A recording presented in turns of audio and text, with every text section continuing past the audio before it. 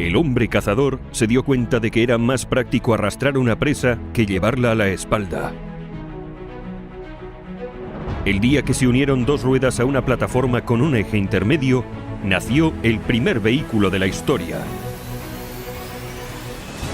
Los elementales carros romanos fueron evolucionando hasta transformarse en sofisticados carruajes. Con la revolución industrial llegó la máquina de vapor, que permitió inventar el primer vehículo autopropulsado, así como diferentes embarcaciones que revolucionaron las comunicaciones de la época. Richard Trevithick lo aplicó a las locomotoras y 2 décadas después surgió la primera línea ferroviaria pública del mundo para el transporte de pasajeros.